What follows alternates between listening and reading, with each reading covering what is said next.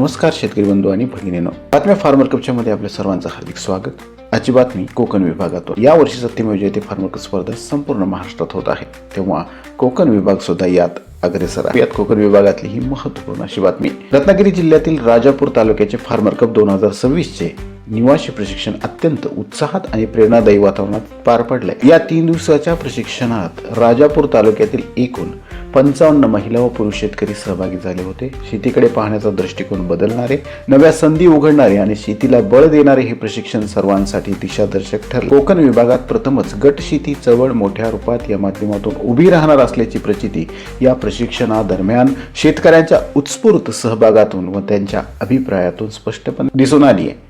आज कोकणात वाढत असलेले तरुणांचे स्थलांतर, शेतीतील तोटा आणि अनिश्चित उत्पन्न या पार्श्वभूमीवर फार्मर कप ही एक सुवर्ण संधी असल्याचे प्रशिक्षणार्थींनी आवर्जून सांगितले।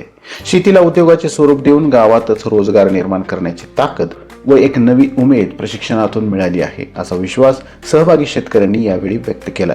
या आजच्या प्रशिक्षणाच्या दिवशी राजापूर तालुका कृषी अधिकारी मान्य श्री अमोल सपकाळ सर आणि तसेच वन परिक्षेत्र अधिकारी कुडाळ सिंधुदुर्गचे मान्य श्री संदीप कुंभार सर हे सुद्धा विनंतीस मान देऊन यावेळी प्रमाणपत्र वाटप कार्यक्रमास उपस्थित होते। ही चळवळ केवळ स्पर्धा नसून शेतकऱ्यांचा आत्मविश्वास वाढवणारी, गावांची अर्थव्यवस्था मजबूत करणारी आणि कोकणातील शेतीला नवी दिशा देणारी एक प्रेरणादायी वाटचाल आहे। यावेळी अधिकारी वर्गाने आपलं मत अशा भावना यावेळी व्यक्त केल्यात। आपण पाहू शकतो की कोकण विभागात गट शेती चळवळीला मोठ्या स्वरूपात सुरुवात झालेली आहे।